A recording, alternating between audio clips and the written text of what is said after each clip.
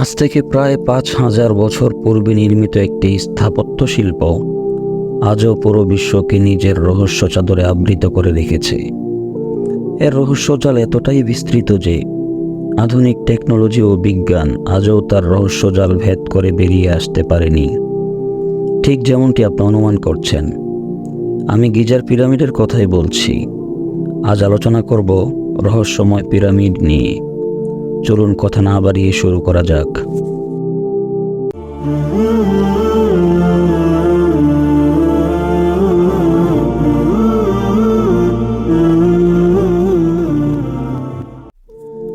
Geyser pyramid, যা মিশরের প্রাচীন সভ্যতার সবচেয়ে প্রতীকী ও বিস্ময়কর অবদান হিসেবে গণ্য হয়, যা হাজার বছর ধরে মানুষকে মুগ্ধ করে আসছে।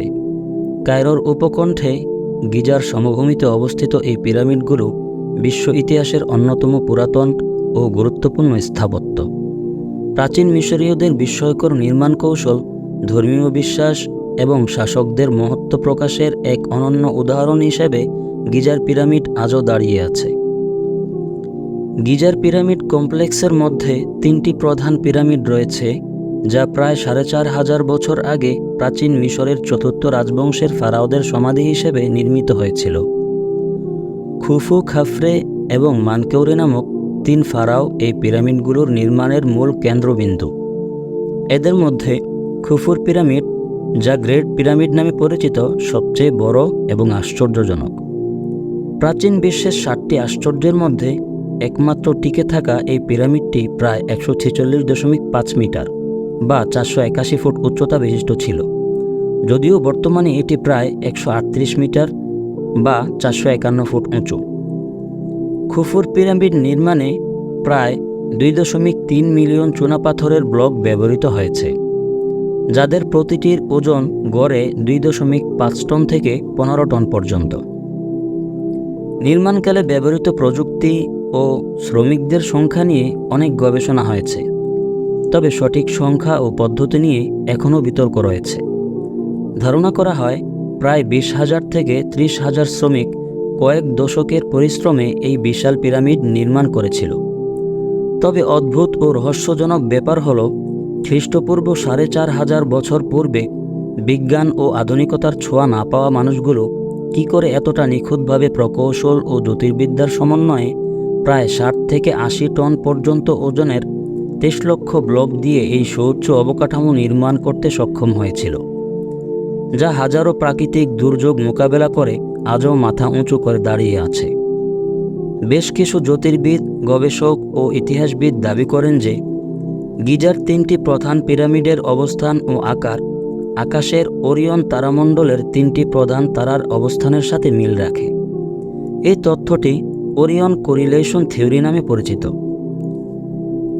গিজার পিরামিড শুধুমাত্র সমাধি নয়, বরং এটি প্রাচীন মিশরীয়দের ধর্মীয় বিশ্বাস এবং মৃত্যু পরবর্তী জীবনের প্রতীক ছিল। প্রাচীন মিশরীয়দের বিশ্বাস অনুযায়ী পিরামিডগুলো নির্মাণ করা হতো ফারাওরা মৃত্যুর পর সূর্যের দেবতাদের সাথে একাত্ম হওয়ার জন্য। পিরামিডের আকার এবং এর অভ্যন্তরীণ কাঠামো এমনভাবে ডিজাইন করা হয়েছিল যেন মৃত ফারাওদের আত্মা আকাশে আরোহণ করে দেবতাদের সাথে মিলিত হতে পারে। প্রাচীন মিশরীয়রা পিরামিডের ভেতরে মূল্যবান সম্পদ, মমি করা মৃতদেহ এবং অন্যান্য ধর্মীয় সামগ্রী রাখত, যা ফারাওদের মৃত্যু পরবর্তী জীবনের জন্য প্রয়োজনীয় ছিল বলে তারা বিশ্বাস করত। যদিও পিরামিডগুলো বহুবার লুটের শিকার হয়েছে, তবুও অনেক মূল্যবান সামগ্রী এবং লেখনী উদ্ধার করা হয়েছে, যা মিশরের প্রাচীন সভ্যতা সম্পর্কে আমাদের জ্ঞানের ভাণ্ডারকে সমৃদ্ধ করেছে। পিরামিডের ভেতরের কাঠামো বেশ জটিল। সমভূমির তলদেশ দিয়ে পিরামিডের দিকে বেশ কয়েকটি টানেল রয়েছে। সম্ভবত পৃথক পৃথকভাবে পিরামিডের বিভিন্ন কক্ষে পৌঁছানোর জন্য এই টানেলগুলো তৈরি করা হয়েছিল। পিরামিডের ভেতরে নিচের অংশে একটি প্রবেশপথ রয়েছে, যা সরু ও দীর্ঘ একটি সুড়ঙ্গ দিয়ে রাজা বা ফারাওয়ের সমাধির ঘরে পৌঁছেছে। এই সমাধির ঘরকে কিংস চেম্বার বলা হয়। ভেতরে আরও কয়েকটি চেম্বার রয়েছে, যেমন কুইন্স চেম্বার এবং গ্র্যান্ড গ্যালারি, যা সমাধির ঘরের সঙ্গে সংযুক্ত থাকে। এই চেম্বারগুলোতে বিভিন্ন রকমের মমি, মূল্যবান রত্ন, সোনার জিনিসপত্র এবং অন্যান্য ধর্মীয় সামগ্রী রাখা হতো। পিরামিডের ভেতরের দেয়ালগুলোতে বিভিন্ন চিত্রকর্ম ও হায়ারোগ্লিফিক্স লেখা থাকে, যা প্রাচীন মিশরীয় ধর্ম এবং সংস্কৃতির নানা বিষয় তুলে ধরে। পিরামিডের অভ্যন্তরীণ কাঠামো এমনভাবে নির্মিত হয়েছে যাতে এটি দীর্ঘ সময় ধরে টিকে থাকতে পারে এবং ভেতরের ধনসম্পদ চোরদের হাত থেকে সুরক্ষিত থাকে। গিজার পিরামিড কমপ্লেক্সে শুধুমাত্র পিরামিড নয়, বেশ কিছু গুরুত্বপূর্ণ স্থাপত্য কাঠামো রয়েছে।